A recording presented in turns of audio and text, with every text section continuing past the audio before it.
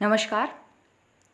आज हम डिस्कस करेंगे लोक प्रशासन के क्षेत्र के बारे में, यानी कि स्कोप ऑफ पब्लिक एडमिनिस्ट्रेशन के बारे में। ये है क्लास थर्ड। अभी तक हम लोक प्रशासन के अर्थ और नेचर को समझ चुके हैं, अब उसके स्कोप को डिस्कस करेंगे। अगर अभी तक आपने चैनल को सब्सक्राइब नहीं किया है तो सबसे पहले चैनल पर विजिट कीजिए। चैनल पर पब्लिक एडमिनिस्ट्रेशन से रिलेटेड लेक्चर सीरीज अवेलेबल है।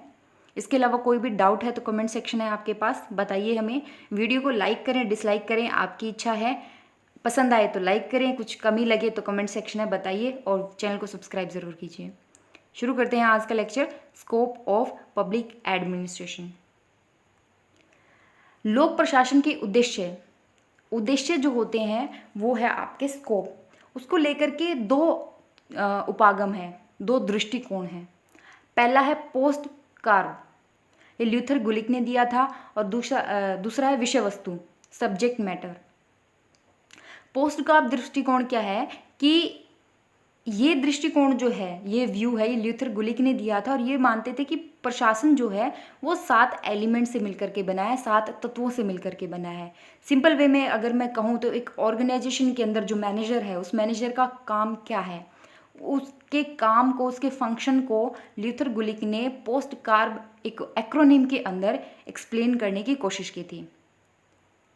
उन्होंने इन तत्वों को इस प्रथमाक्षरी नाम पोस्ट कार्व में जोड़ा, जिसका प्रत्येक वर्ण प्रशासन के एक तत्व को दर्शाता है। समझते हैं कैसे। पी से प्लानिंग मतलब योजना। योजना होती है कि जो काम आपको करना है, जो लक्ष्य आपको अचीव करना है, जो आपका एम है, ऑब्जेक्टिव है, वो अचीव करने के लिए जो काम आपको करना है, उनकी पद्धति तैयार करना।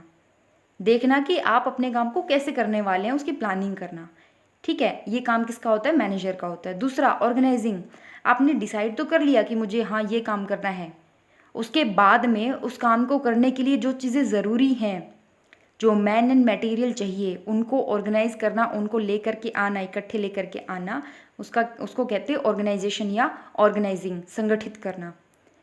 फिर है स्टाफिंग मतलब कर्मचारियों को रखना, अर्थात भर्ती करने, कर्मचारियों को प्रशिक्षित करने, काम करने की बेहतर स्थितियां बनाए रखने का संपूर्ण कार्मिक कार्य है। पर्सनल से रिलेटेड जितना भी काम है, उनको रिक्रूट करना, उनको ट्रेनिंग देना, उनको काम करने की अच्छी कंडीशन देना, ये सारा स्टाफिंग के अंदर आता है।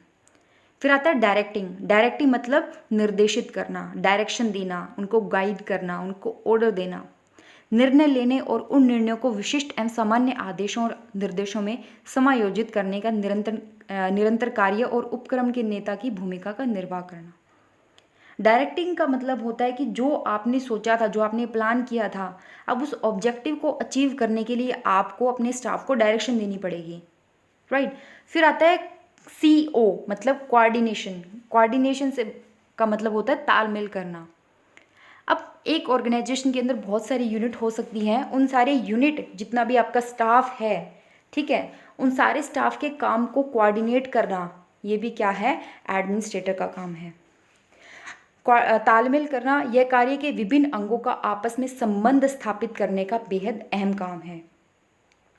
इसके अलावा रिपोर्टिंग करना मतलब आपने जो ऑर्गेनाइजेशन बनाया है उसके रिगार्डिंग रिपोर्ट देना, अर्थात उन लोगों को सूचित रखना जिनके प्रति कार्यपालिका चल रहे कार्यों को लेकर जवाबदेह है। इसमें रिकॉर्ड, शोध, जांच द्वारा स्वयं और अपने अंतर्गत काम करने वालों को सूचित रखना भी शामिल होता है।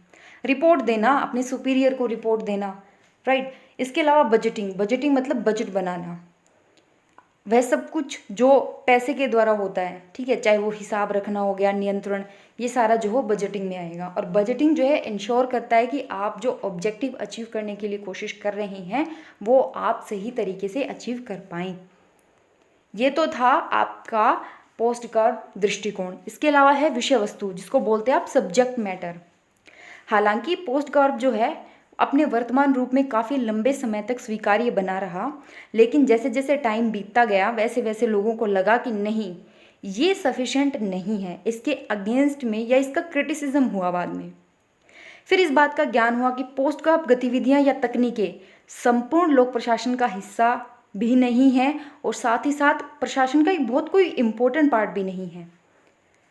पोस्ट का व्यू कहता है कि प्रशासन की समस्याएं सभी एजेंसियों में समान होती हैं, चाहे उनके द्वारा किए जा रहे कार्यों की विशिष्ट प्रकृति कुछ भी हो। ये आप जो हमने कल पढ़ा था ना, प्रकृति, नेचर ऑफ पब्लिक एडमिनिस्ट्रेशन, उसके साथ पढ़िएगा, तब आपको ज़्यादा अच्छे से चीज़ें समझ में आएंगी। इस तरह ये इस तथ्य को अनदेखा करता है कि अलग अलग एजेंसियों को अलग अलग समस्याओं का सामना करना पड़ता है। पोस्ट का वकालत करता है कि प्रशासन की सभी समस्याएं सभी एजेंसियों में समान होती है, चाहे उनके द्वारा किए जा रहे कार्यों की विशिष्ट प्रकृति कुछ भी हो। वो ये कहते हैं कि आप चाहे एजुकेशन के लिए काम करें, आप चाहे डिफेंस के लिए काम कर रहे हैं, चाहे आप हेल्थ के लिए काम कर रहे हैं, आप चाहे किसी भी फील्ड में काम कर रहे हैं, आपकी ऑर्गेनाइजेशन को सेम टाइप की प्रॉब्लम फेस करनी पड़ेंगी। अगर ऐसा होता तो प्रॉब्लम सॉल्व ना हो जाती।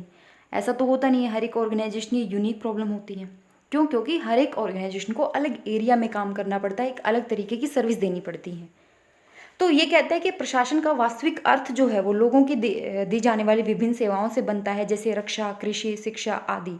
और इन सेवाओं की अपनी विशिष्ट तकनीक होती है जो सामान्य पोस्टकॉप तकनीक में नहीं होती।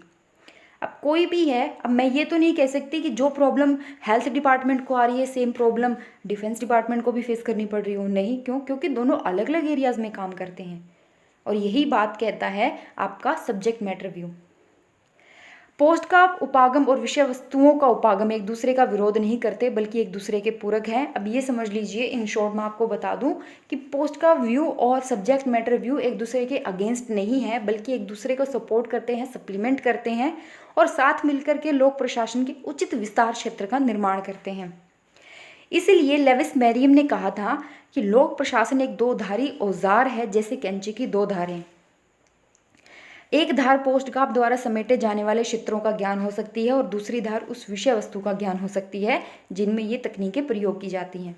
और एक प्रभावी औजार बनाने के लिए इन दोनों ही धारों का तीक्ष्ण होना ज़रूरी है। इस बात से आप समझ सकते हैं कि पोस्टकाप तकनीकों का पता होना भी ज़रूरी है, लेकिन आपको अपने सब्जेक्ट मैटर का ज्ञान भी होना चाहिए, ताकि आप उन जो पोस्टकाप टेक्निक्स हैं उनको प्रॉपरली इम्प्लीमेंट कर पाएँ। ठीक है, इसी के साथ आज का लेक्चर ख़त्म करते हैं, क्योंकि सिर्फ हमने अभी तक स्कोप, नेचर और मीनिंग पढ़ लिया है अभी तक लोक प्रशासन का। तो आगे के लेक्चर्स में हम डिस्कस करेंगे further. Till then take care and thank you.